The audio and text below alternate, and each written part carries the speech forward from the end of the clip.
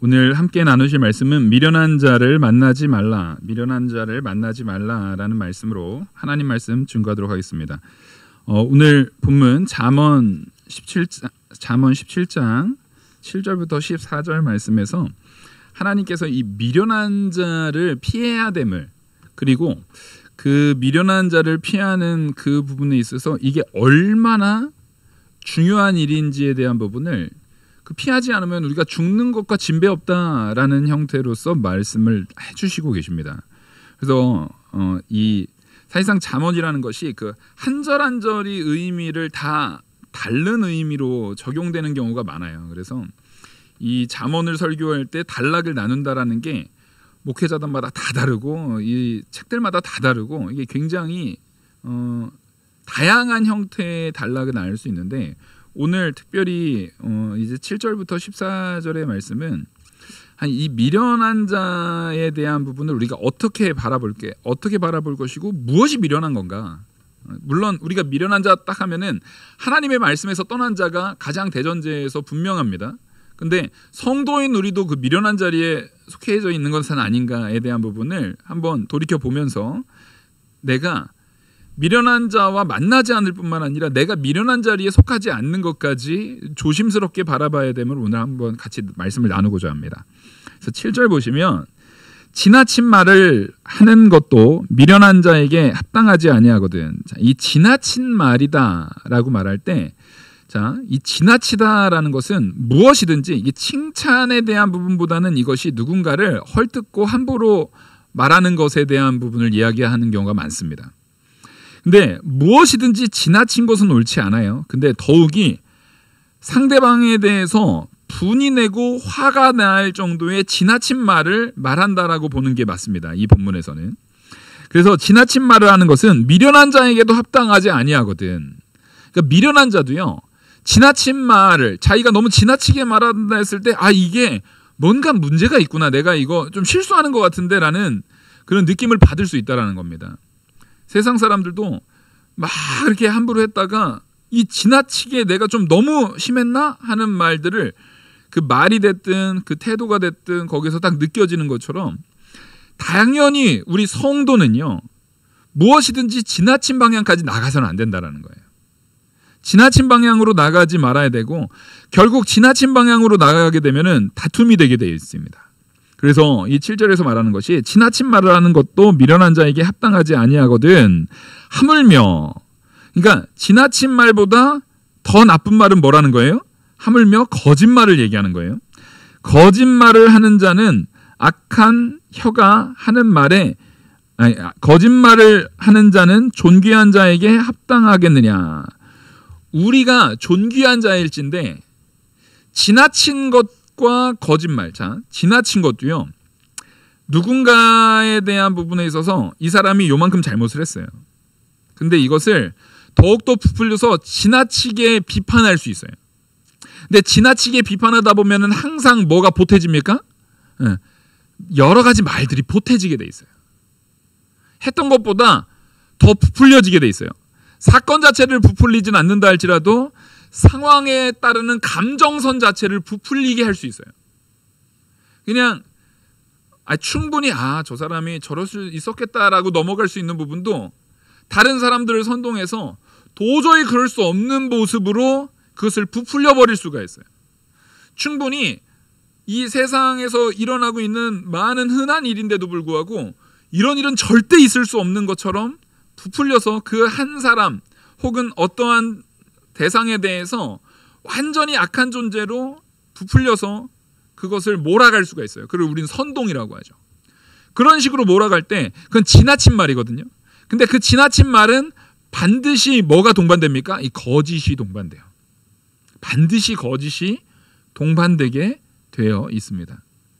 우리는 그래서 여기서 말하는 것처럼 내가 미련한 자가 되지 않기 위해서는, 미련한 자리에 서지 않기 위해서는요, 내 말에 있어서 기준을 분명히 둬야 된다는 겁니다. 옳은 것은 옳다 하고 아닌 것은 아니라 하는 거예요. 근데 그 옳은 것은 옳다 할 때 이게 옳아, 니네 안 그러면 다 죽어 막 그러면서 막 지나치게 하는 것도 사실 옳지 않아요. 우리는요, 기본적으로 사랑의 마음을 품고 사랑의 마음을 품고 그 사람을 이해하면서 다 편만 들어주는 것도 또 옳지 않아요. 사랑의 마음을 품고 대한다라는 것은 기본적으로 그 사람이 불편하지 않을 수 있는 선을 잘 감지하는 겁니다. 내가 어떤 사람에 대해서 잔소리를 막 하면서 내가 너 사랑해서 그러는 거야. 내가 안 사랑하면 이런 말 하겠니? 내가 너 걱정돼서 그러는 거지. 내가 너 걱정 안 하면 이런 말 하겠니? 라고 말할 때 그것은 누구만의 맹목적인 사랑입니까? 자기만의 사랑인 거예요. 근데 사랑이라는 것은 반드시 함께 소통이 있어야 돼요. 그러니까 예수 그리스도께서 우리를 사랑해 주시는 그 사랑에 있어서는 맹목적인 사랑인 것 같아도 거기에는 어떠한 소통의 돌파구를 열어두고 계시는 거냐면 우리를 참아주심, 오래 참아주심이라는 돌파구를 열어두고 계시는 거거든요. 왜냐하면 사실 우리가 그 사랑에 대해서 온전히 갚아낸다라는 것은 불가능해요. 근데 그렇게 갚아냄이 없이 계속 부어지는 사랑만 있고 우리가 전혀 갚아줌이 없으면은 그리스도께서 하나님께서 이제 도저히 꼴배기 싫어지잖아요. 내가 누군가를 막 사랑하는데 도저히 이게 반응이 없어요. 그러면 나중에는 그 사랑이 이게 만약에 원수가 되면은요, 그때는 진짜 걷잡을 수 없이 더 악한 관계로 흘러버리게 되는 것처럼 그렇게 될 수 있는 그런 망가짐을 경험하지 않게 하시려고 하나님께서는 우리를 향해서 오래 참으심을 두신다는 거예요. 그래서 뭐든지 이 관계에 있어서 지나친 방향이 아닌 그런 맹목적인 내가 너 사랑하니까 그래 라고 말하는 것은 사랑하니까 내 말을 무조건 들어야 돼. 사랑하니까 내가 말하는 이 모든 것들을 넌 그대로 행해야 돼 라고 말하는 것은 적어도 우리를 창조하시고 구원하신 하나님도 우리에게 오래 참으심이라는 것을 두면서 조심스럽게 대하시는데 우리는요, 내가 누군가를 사랑한다고 할 때 그 사람에 대해서 우리가 창조했습니까? 우리가 그 사람의 성정과 그 사람의 모든 것을 다 이해하고 있습니까? 자녀를 할지라도 우리가 다 아나요? 남편을 다 아세요? 아내를 다 아세요? 우리 몰라요. 그런데도 내 사랑의 감정이라는 것 하나에 너무 무게를 두면서 내가 그러니까 이랬지 너 그러니까 어떻게 나한테 그럴 수가 있어 라고 말하는 것은 자신을 좀 돌아봐야 된다는 거예요. 그 지나침이라는 것은요, 우리로 하여금 거짓을 하게 만들어요. 사랑이라는 것도 거짓말로 치환되게 됩니다. 사실은 내가 그 사람한테 그 말을 할 때에 그게 마음에 안 든 부분이 있거든요. 근데 그걸 사랑이라는 것으로 거짓으로 포장해 버리는 거예요. 분명히 그 행동이 마음에 안 들었기 때문에 그 안에서는 진짜 정말 사랑하면은요, 우리가 죄인 되었을 때 우리를 위해서 십자가에 못 박혀 죽으시는 그리스도의 사랑이 진짜 사랑이에요. 그럼 그건 뭡니까? 나를 바꾸려는 것보다 그 사랑을 품으심으로 진짜 그 사랑으로 나를 변화시키시는, 사실상 우리의 변화는요, 하나님께로부터 받는 것이지 내가 설득당해서 변화된 게 아니거든요. 근데 우리는 얼마든지 내가 설득시켜서 너를 변화시키는 게 사랑이라고 말을 합니다. 사실 그게 사랑이 아닌 경우가 많아요. 더욱이 우리는 하나님이 아니잖아요. 우리는 하나님이 아니잖아요. 너 잘 되라고 그래. 근데 요즘에요, 그런 말이 있어요. 옛날에 우리 부모 세대, 제 세대까지도 그게 어느 정도는 통했어요.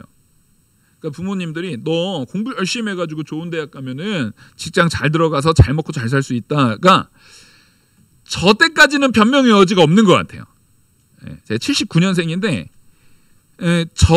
제 세대까지만 해도요, 부모님 말씀 잘 순종했으면은요, 좋은 대학 가서 좋은 직장 가서 꾸준히 이제 돈 모으고 부모님 말씀대로 쓸데없이 빚 이렇게 흥청망청 잘 모았다가 대출 받아가지고 집도 사고 그러면 너 이렇게 어느 정도 성공할 수 있어라는 말이 맞아요. 제 세대까지는 통했어요. 근데 지금 30대에게는 그거 통합니까? 그거 안 통해요. 대학을 갔는데 그 대학을 졸업하고 그 대학 간판 가지고는 뭐 할 수 있는 일이 없는 경우가 많아요. 그리고 그 친구들이 부모 말대로 열심히 저축하면 저축한 돈으로 집 살 수 있어요, 없어요? 절대 못 사요. 그 저축한 돈 가지고 집을 못 사는 시대예요, 지금은. 그러니까 제가 열심히 저축해서 대출 받아가지고 하는 그 세대는 벌써 제가 45이니까 만약에 결혼하는 30대 초반에 대출을 해서 한다. 그러니까 한 벌써 10몇 년 전이잖아요. 10몇 년 전에는 대출 받아가지고 열심히 저축한 거다가 나라에서 대출 받은 거 가지고 집 사가지고 하면은 어느 정도 10몇 년 전에는 그게 가능할 수 있었던 일일지 몰라도 지금 30대에게는 대출 받아도 뭐 대출을 얼마나 받아야 돼요? 10억 넘게 해주지도 않아요. 근데 그렇게 안 하면 서울이나 뭐 수도권 안에서도 집을 살 수도 없는. 그러니까 사실상 부모가 내가 너 사랑해서 하는 말이야. 그 말이 어떤 면에서는 뭐일 수 있어요? 그 부모의 현재 요즘 시대를 제대로 읽지 못하는, 요즘 시대를 제대로 반영하지 못하는, 잘못 알고 있는, 그러니까 무지의 소산인 거죠. 지금 이 시대를 제대로 이해하지 못하고 있는 무지의 소산에서 나오는 잘못된 조언일 수 있어요. 그 사랑은 내가 경험해 보니까이지만 사실 그것은 뭘 전혀 고려하지 않는 거냐면 현재 그 아이들, 내 자녀 세대가 살고 있는 그 시대를 전혀 반영하지 못하고 있는 거예요. 그러니까 단적인 예로 이런 거예요. 우리는 내가 게임하고 있는 거 보면은 그냥 꼴보기가 싫어요. 그러니까 게임 자체, 게임 만드는 사람도 싫고 뭐도 싫고 다 싫어요. 근데 내 아이가 좋은 회사에서, 좋은 직장에서 연봉 많이 받고 좋은 직장에서 돈 많이 버는 그런 일, 안정적인 일은 하기를 원해요.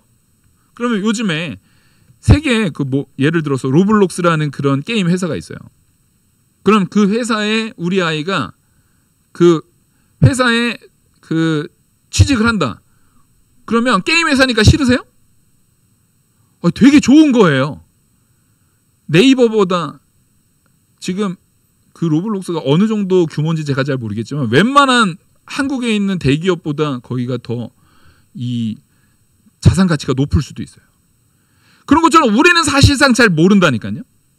그래서 한 번은 제가 건호가 막 게임을 하고 있길래 야, 너 열심히 게임하는구나. 근데 그 애가 하는 말이 아빠 이거 로블록스라는 건데 그 안에 들어가면은 게임을 할 수 있는, 로블록스라는 게 무슨 큰 커뮤니티 비슷한 거래요.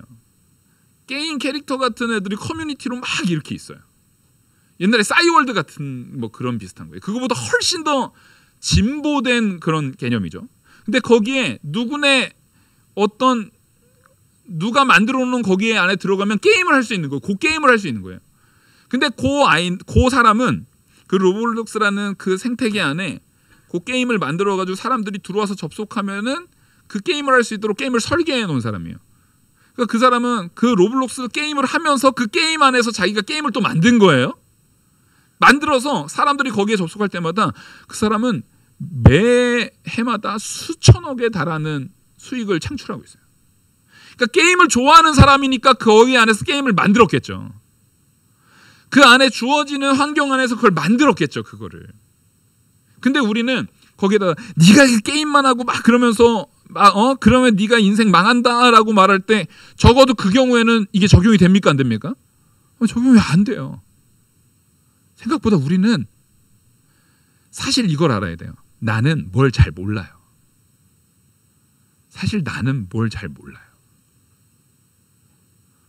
우리는 생각보다 뭘 잘 몰라요.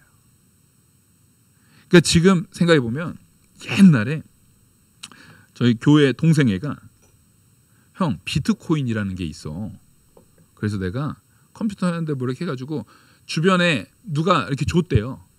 비트코인 뭐 10비트코인인가를 누가 이렇게 보내줬대요. 그냥 이메일로 뭐 이렇게 해가지고 이거 한번 요즘에 비트코인 새로 나온 건데 이거 한번 보라고 이렇게 보내줬대요. 형 내가 이거 좀 줄까? 이거 미국에서 이 비트코인 가지고 뭐 몇 비트코인 주면은 피자도 사 먹을 수 있대. 그러면서 형 내가 하나 줄까? 그랬더니 아이 됐어 나 그런 거 안 해. 근데 지금 비트코인 1비트코인이면 지금 얼마인가요? 예? 몇 천만 원인가요? 제가 잘 모르겠어요 그거를. 근데 그때 우리는 그걸 잘 몰랐던 거예요. 이제 우리가 돈이 많으면 된다라는 것이 아니라 생각보다 자녀들한테 너 공부 열심히 해라가 실제 공부 열심히 해라 해서 걔한테 자꾸 우리는 뭘 요구하는 거예요? 너 좋은 직장 가서 그래도 어느 정도 돈이 있어야 너 잘 먹고 잘 살고 집도 사고 좀 할 수 있지. 그러면 그때 진짜 부모님이 지었으면 야 너 비트코인 해라. 지금 비트코인 열심히 채굴 해놔라. 너 내가 그래픽 카드 사줄 테니까 한 25년 전에 그래픽 카드 사줄 테니까 너 열심히 채굴해라 이랬겠죠. 정말 그걸 바랬으면. 사실상 우리는요 미래를 잘 몰라요. 근데 모르면서 사랑이라는 이름 아래 얘한테 내가 알고 있는 지혜를 막 맹목적으로 심으려고 해요. 그거는 지혜로운 거예요? 미련한 거예요? 그건 미련한 거예요.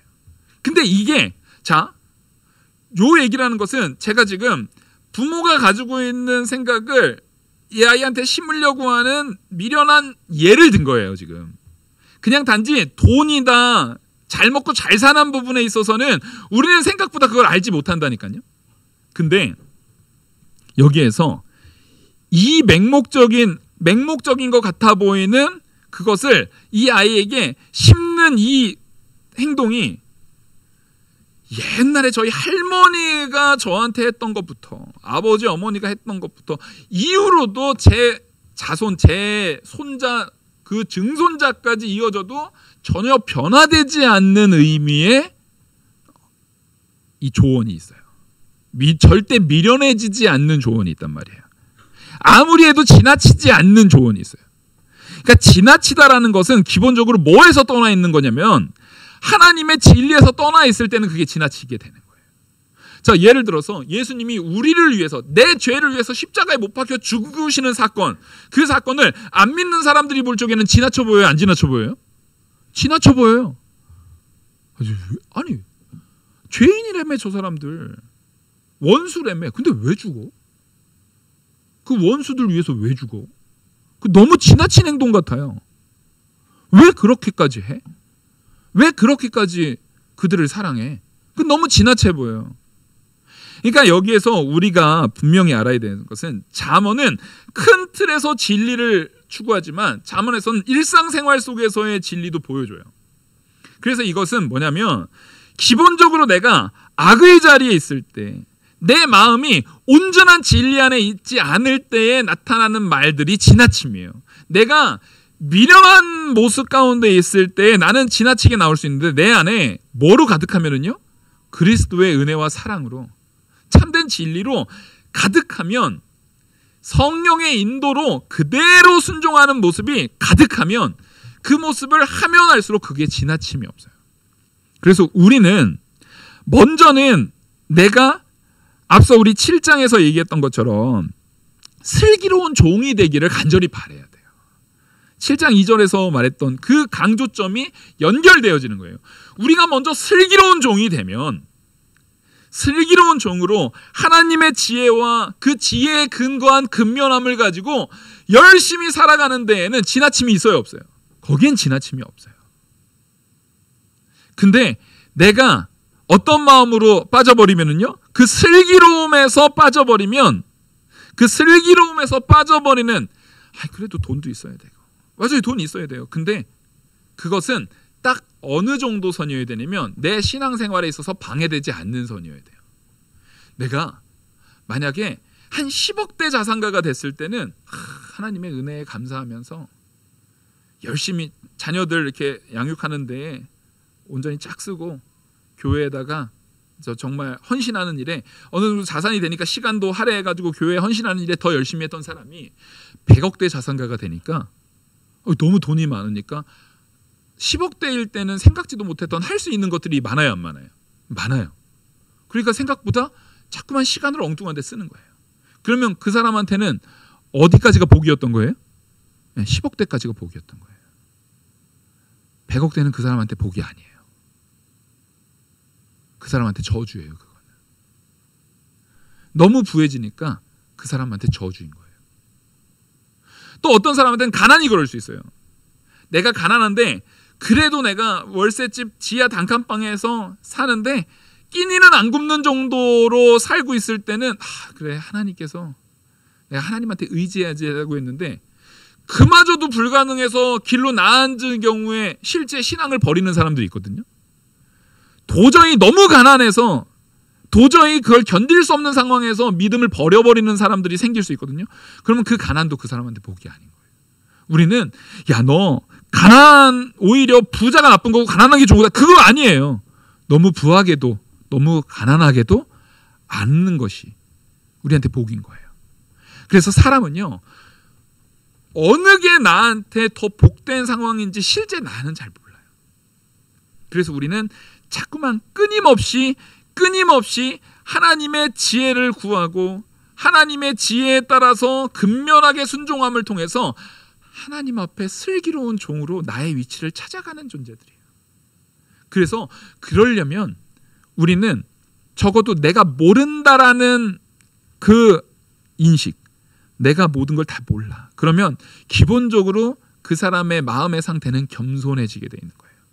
내가 겸손한 상태에서 다른 사람한테 지나친 말을 할 수 있습니까? 내가 겸손한 사람은 다른 사람한테 지나친 말을 못해요. 다른 사람한테 지나친 말을 한다는 것은 기본적으로 둘 중에 하나예요. 내가 너무 교만해요. 그래서 지나치게 가르치려고 드는 거예요. 또 하나는 내가 그 사람을 향한 악의가 너무 커요. 그래서 지나치게 그 사람한테 폭언을 거하는 거예요. 둘 다 기본적으로 교만의 산물이에요. 우리는 이 말씀을 통해서 내가 겸손해야 된다는 거예요. 그래서 그 다음에 겸손한 자는 절대 다른 사람들한테, 겸손하다라는 것은 하나님 앞에 두렵고 떨림으로 서 있는 자이거든요. 그럼 하나님 앞에 두렵고 떨림으로 서 있는 자가 다른 사람을 거짓으로 속이는 일에 설 수가 없어요. 왜냐하면 누가 보고 계십니까? 하나님이 보고 계시거든요. 하나님이 보고 계세요.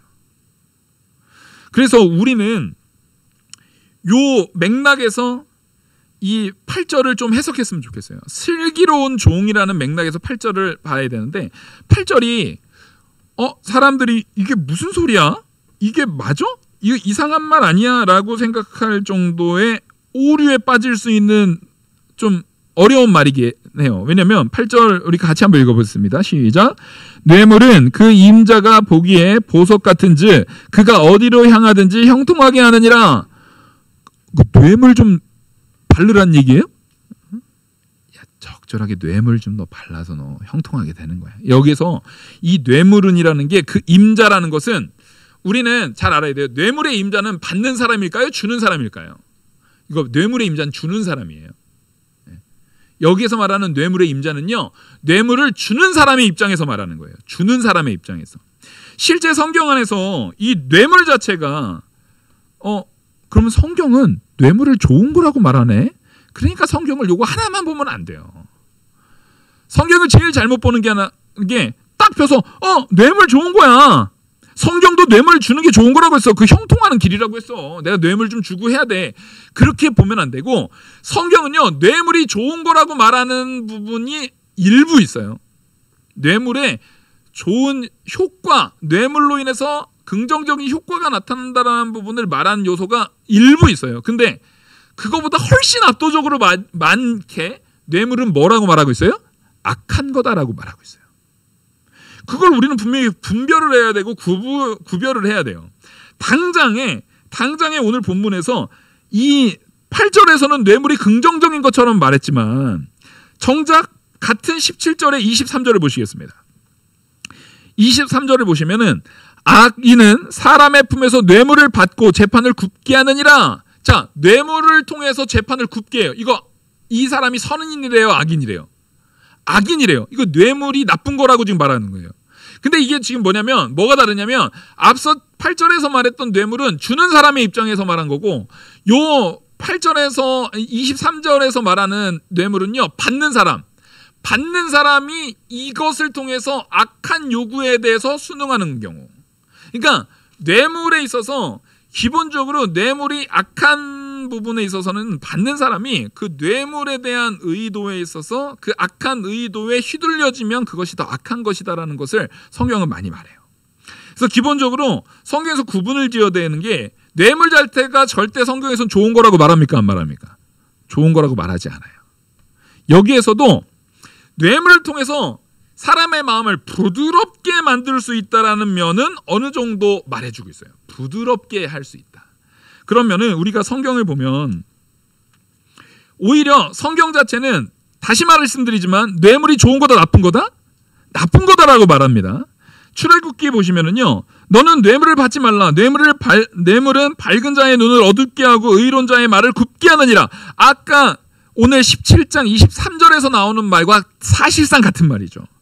뇌물은 분명히 다른 사람들로 하여금 제대로 된 분별을 하지 못한, 받는 사람이 제대로 된 분별을 하지 못하도록 만드는 악한 효과가 있어요. 그러니까 뇌물을 주는 사람의 의도가 악한 의도면은 받는 사람이 반드시 그게 바로 분별을 못하니까 악하게 할 수 있어요. 근데 뇌물을 주는 사람의 의도가 악한 의도가 아닌 경우도 있을 수 있을까요? 없을까요? 있을 수 있어요. 예를 들어서 가장 대표적인 게 지금 북한 탈북민들을 돕고 탈북민들을 어쨌든 살리기 위한 그 사람들을 살려서 신앙, 그 참된 자유가 있는 신앙의 자리로 이끌게 하려는 많은 탈북민들을 살린 그 목회자들이 있거든요. 그 선교사들이 있거든요.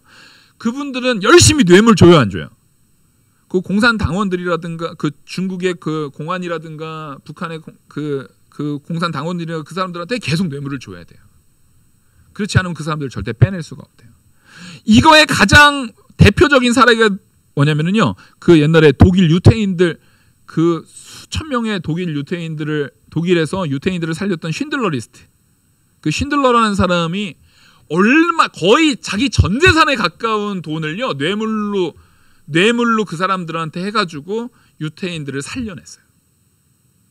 그러니까 이거는 결국에는 그 악한 이 사람들을 생체 실험하고 죽이려고 했던 악한 의도로 똘똘 묻혀 있었던 그 독일의 나치주의자들이 그 쉰들러라는 사람의 뇌물을 통해서 이 사람들의 마음이 나는 악을 행해야 되는데 어떻게 된 거예요? 혼동이 된 거예요. 이게 뇌물이 누군가를 어쨌든 혼동하게 하는, 이걸 내가 행해야 되는 게 이 사람들은 당연히 악을 행해야 되는데 이걸 혼동하게 해서 그 뇌물에 의해서 마음이 흔들려가지고 이것을 슥 눈 감아주는 이 사람들의 판단을 흐려지게 하는 그 판단의 흐려짐으로 인해서 쉰들러는 누구를 살려낸 거예요? 그 수많은 유태인들을 살려낸 거예요.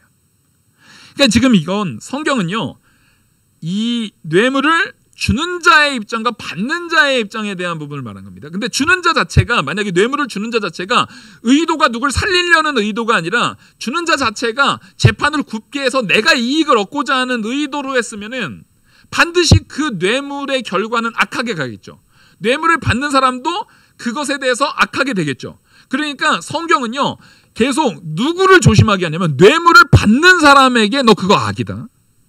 뇌물을 받는 거는 너 조심해야 된다. 뇌물 받는 것은 그거 죄로 갈 수 있다. 너 뇌물 받는 것은 분명히 그거 큰 문제를 야기시킬 수 있다라고 뇌물 받지 말라라고 말하는 거예요. 뇌물을 받지 말라에 훨씬 더 강조점이 강하게 두어 있습니다. 근데 여기에는요, 그러면 뇌물 주지 말라는 말하지 않는다는 얘기예요? 그게 아니라 악한 의도를 가지고, 내 이익을 위한 악한 의도를 가지고 하는 것을 분명히 이걸 받는 사람이 분명히 악에 빠질 수 있는 내용이면은 주는 사람도 주면 돼요, 안 돼요? 안 되는 거예요. 절대 그래서는 안 되는 거예요.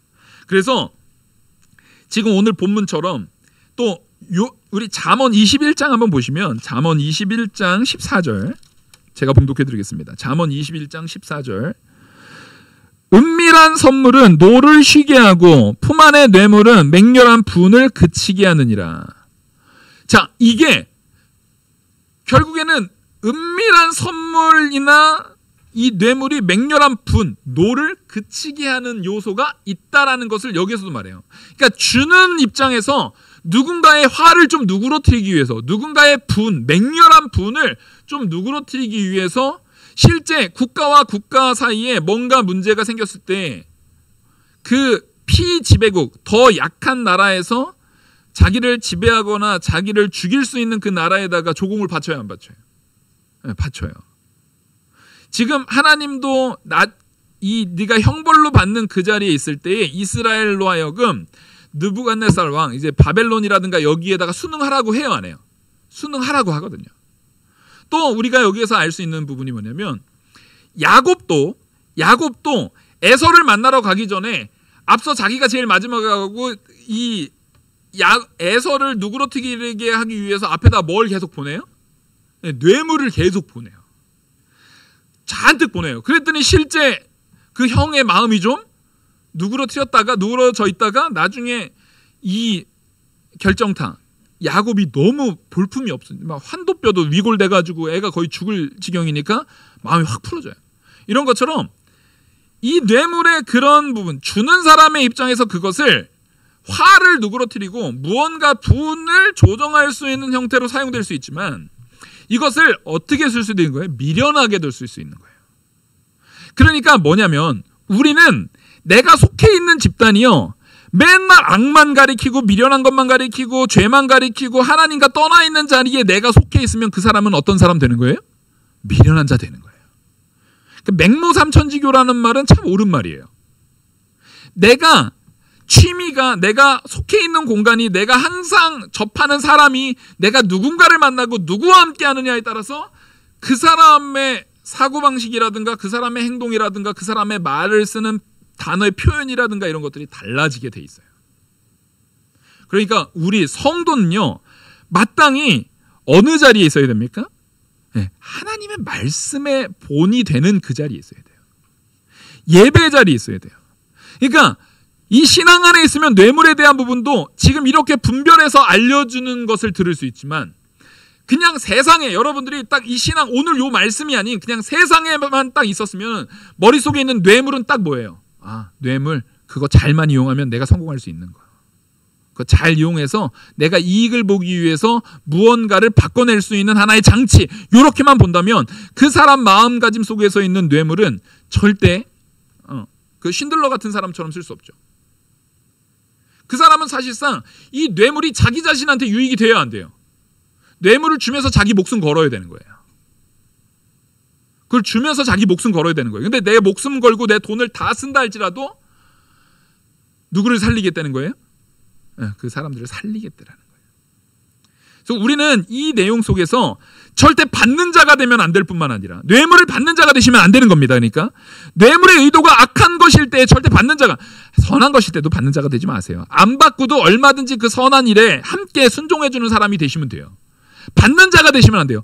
받는 면에서는 한 번도 좋게 설명한 적이 없어요. 뇌물을. 성경에서는요, 받는 내용에 있어서 한 번도 이 뇌물에 있어서 긍정적으로 평가한 적이 없어요.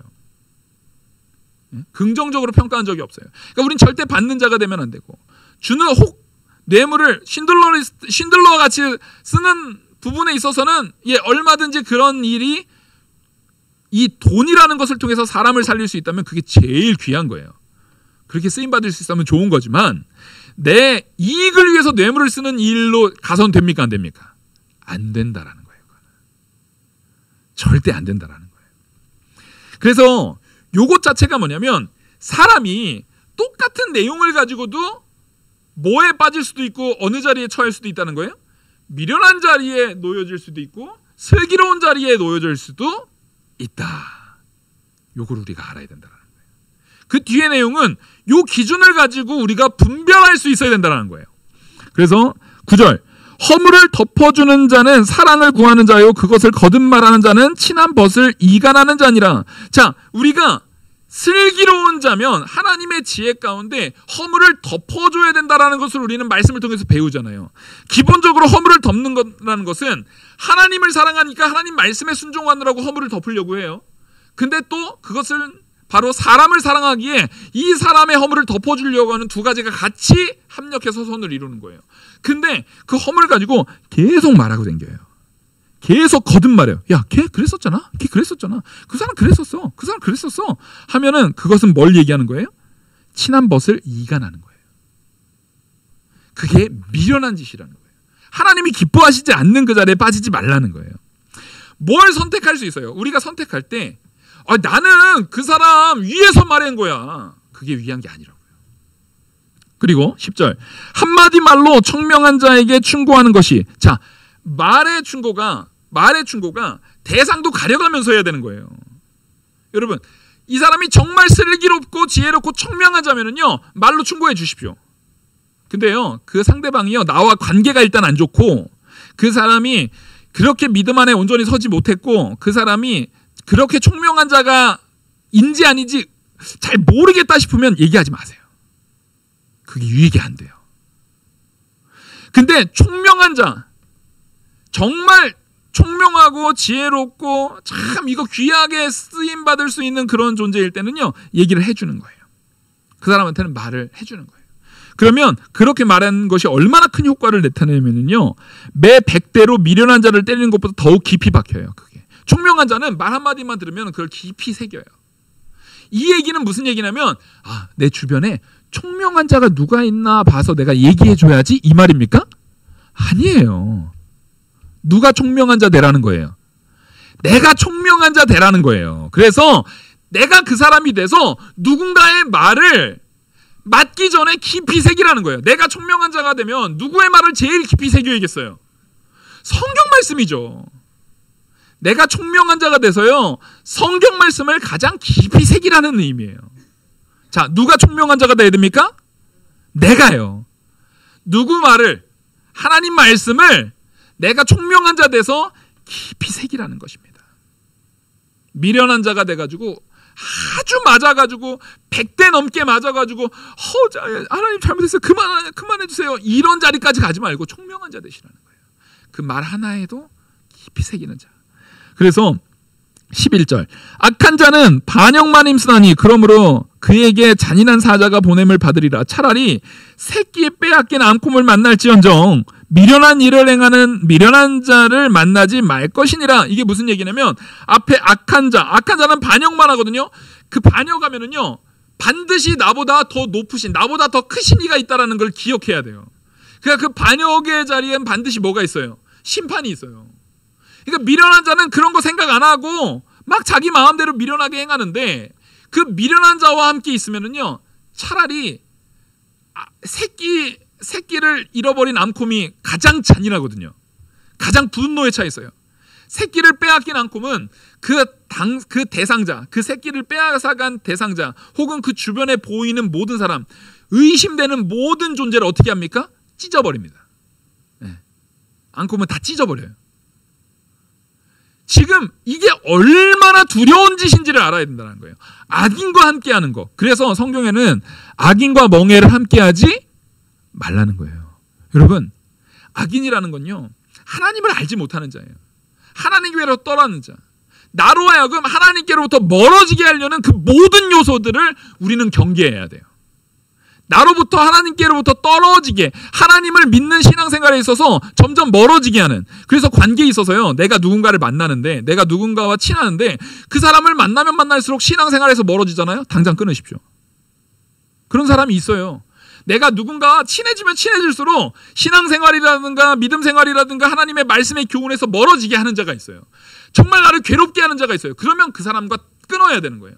근데 누굴 만나야 되냐면, 이 사람을 만나면 만날수록 믿음에 내가 점점 더 본받을 점이 있고 배울 점이 있고 믿음에 점점 더 충만함을 누리게 하는 자를 만나야 되는 거예요. 그게 내가 미련한 자를 만나지 말아야 된다라는 의미의 참된 의미예요. 어떻게 우리가 세상에 미련한 자를 아무도 안 만날, 어떻게 안 믿는 사람을 아무도 안 만날 수가 있어요? 직장 생활에도 다 관계가 있죠. 근데 그 관계에 있어서 정말 내 깊이 있는 관계 속에서 늘지 안 늘지에 대한 부분을 신중하게 결정해야 된다는 겁니다. 그래서 13절, 누구든지 악으로 선을 갚으면, 자, 악으로 선을 갚으면 악이 그 집을 떠나지 아니하리라. 자, 하나님 앞에 우리가 분명히 옳은 건 옳은 것이고 아닌 건 아니라는 것을 알아야 되는데, 하나님께 주신 그 은혜 안에서 내가 악한 행동으로 그것을 갚잖아요. 그러면 악이 점점점 내 안에 자리를 잡아요. 이거 누구도 못 뺍니다. 내 안에 점점 자리를 잡게 돼 있어요. 제가 항상 말씀드리는 것이, 새가 머리에 잠깐 앉으려고 이렇게 올 수는 있어요. 그때마다 우리는 어떻게 해야 되는 거예요? 쫓아야 돼요. 새가 오는 건 내 탓 아니에요. 새가 오는 것까지 내가 막을 수는 없어요. 근데 머리에 둥지를 트게 만드는 건 누구 잘못이에요? 그건 내 잘못이에요. 그건 내 죄예요. 절대 그렇게 둬서는 안 된다는 겁니다. 마지막 14절 같이 읽겠습니다. 시작. 다투는 시작은 둑에서 물이 새는 것 같은즉 싸움이 일어나기 전에 시비를 그칠 것이라. 다투는 시작이라는 것은 내가 결국 미련한 자에 있으면, 미련한 상태에 있으면 어떻게 해요? 지나친 말을 한다니까요. 거짓말을 한다니까요. 거짓말이 드러나고요, 지나친 말을 하게 돼요. 그리고 사람들한테 그 악의가 드러나게 돼요. 그러면 반드시 다투게 돼 있어요. 지나친 말 때문에도 다투게 돼 있어요. 근데 그 다툼의 시작은요, 새는 물, 결국 막을 수 없는, 걷잡을 수 없는 그 새는 물과, 뚝에서 새는 물과 같이 돼요. 그거는요, 결국 내 모습을 내 생명을 앗아갈 수 있어요. 제가 이 말씀 준비할 때 공교롭게도 이 설교 말씀을 준비하고 최근에 이제 다시 말씀 본문을 보고 있는데 도대체 이런 사건이 있을 수가 있나 싶은 사건이 뉴스에 나왔어요. 70대 할아버지가 일본도 그걸 왜 집에 왜 가지고 있는 거예요? 그러니까 날까지 다 세워져 있었던 거잖아요. 그걸 가지고 주차 문제 때문에 싸우다가 상대방의 손목을 잘라버려가지고 과다출로 죽었어요. 그 지난주에 있었던 일이에요. 아니 지금 무슨 막부 시대입니까? 무슨 일본도로 사람을 손목을 잘라서 죽었어요. 여러분 그냥 주차 문제 때문에 싸우지 마세요. 어떤 것에서도요. 뭔가 이거 이렇게 하지 않아 주셨으면 좋겠습니다라고 말하더라도 지나치게 나가지 마세요. 세상이 우리가 상상한 것보다 훨씬 악한 시대가 되었어요. 정말 우리가 그 미련한 자와 함께 대하면은요, 누구도 미련한 자가 처하는 그 어려움에 같이 당하게 돼요? 나도 그 자리에 같이 당하게 돼버려요. 그 자리에 같이 당하게 된다고요. 오늘 우리 집사님이 기도 정말 잘해 주셨어요. 이 세상에 정치니 뭐니 이런 거기에는요, 어느 쪽에도 참된 진리라 참된 지혜가 사실 없는 것 같아요. 그 안에서 우리가 잘 분별해야 돼요. 각자 분별하셔서 각자 이해에 맞게 선택하는 것은 우린 얼마든지 그런 자유가 있어요. 근데 그 자유 속에서도 반드시 우리가 정말 기준은 어디에다 둬야 됩니까? 복음에다 기준 둬야 돼요. 그래서 정치적으로도 너무 지나치게 싸우지 마세요. 절대. 이념 가지고 싸우지 마세요. 이념 가지고 싸워서 어느 쪽이 이겨요? 몰라요. 그거 아무도 못 이겨요. 아니 우리가 뭐 대통령도 아니고 우리가 지도자도 아니고 대통령도 사실 그 이념 문제를 어떻게 하질 못하는데 우리가 하나님도 아닌데 그런 걸로 싸울 시간에 우린 뭐 해야 됩니까? 따라하겠습니다. 원수를 위해서 기도하라. 그 사람을 위해서 기도해 줘야 돼요. 사랑해 줘야 돼요. 제가 왜 원수를 위해서라고 하냐면 가만 보면은요. 예수님 욕하는 사람, 예수님에 대해서 함부로 말하는 사람에 대해서는요, 성도들이 잘 참아요. 그죠? 누가 예수님에 대해서 함부로 말할 때는 저 사람은 그렇게 생각하나 보다. 그리고 잘 참아요. 근데 성도들도 지금 뭔가 잘못된 정신이 이상해진 성도들이 요즘 너무 많아진 것 같아요. 누가 내가 좋아하는 어떤 정치인 욕하면 그때는 눈에 쌍수를 막 불을 켜고 당신이 뭘 알아? 당신이 봤어? 그래서 막 달려들고 막 별짓 다 해요. 그런 사람은 대하지 마세요. 나도 그런 사람 되지 마셔야 되고요. 그런 사람 상대하는 거 아니에요. 그게 다툼의 시작의 자리는 아예 가지 마세요. 거기에 무슨 이익이 있어요. 오히려 그렇게 하는 사람은 병자인 줄 알고 불쌍히 여기셔야 돼요. 저 사람 정치병 걸렸구나. 저 사람 병자이구나. 모든 걸 다 이념에다 갖다 껴맞추는 사람이 있어요. 성경을 왜 이념에다 갖다 껴맞춰요? 예? 왜 그런 미련한 짓을 합니까? 성도가. 그거 잘못된 거예요. 그런 생각에 절대 빠지지 마세요. 또 이제 막 선거가 다가오면서 막 제가 분명히 말씀드리면 교회 안에서 누구 찍어라 뭐 찍어라 그런 얘기 절대 하지 마세요. 선거 근처 가면은요 정치인 이름도 말하지 마세요. 누구 비슷한 것도 말하지 마세요. 에? 절대 그런 거 하지 마세요. 교회 안에서 대화할 때 복음을 말하시고 이 나라를 많은 이들의 희생을 통해서 세우실 때 결국 누가 세우신 줄 알아야 돼요? 하나님이 이끌어 세우신 줄 알아야 돼요. 그럼 그 은혜 안에서 우리가 다 연약하고 부족할지언정 그 부족한 자리에서도 어떤 마음가짐이 있어야 돼요? 나랑 생각이 다른 저 사람도 구원받아야지. 이런 것들로 우리가 다툴 내용이 아니라 결국에는요. 진짜 내가 그리스도의 사랑으로 변화되면은요. 하나님 사랑과 이웃 사랑이 완전히 실천되면은요. 내가 그렇게 실천되면은요. 누구도 사랑하게 돼 있어요? 나랑 생각 안 맞는 그 원수까지도 사랑하게 돼 있어요. 내가 볼 적에 이 땅의 원수는요. 정치병이 원수인 것 같아요. 제발 그런 자리에 그런 미련한 자리에 말씀보다 어떤 것이 더 앞서는 그 자리에 서지 마십시오. 그 자리에 서지 마십시오. 분명히 하나님의 진리 안에서 내가 분명히 말씀드리지만 슬기로운 종 하나님의 말씀의 지혜와 그 지혜에 근거한 순종을 온전히 행하는 슬기로운 종이 되는 저와 우리 모든 성도님들 되기를 간절히 소망합니다. 기도하시겠습니다. 은혜와 사랑이 많으신 하나님 아버지, 우리를 불쌍히 여겨주시고 우리를 미련한 자리에 처하지 않게 하시고 우리 주변에 나를 신앙의 자리에서 멀어지게 하고 정말 말씀의 복음의 자리에서 점점 멀어지게 하고 그 안에서 나를 혼탁하게 하는 그 모든 것들에서 내가 벗어나게 하여 주시옵소서.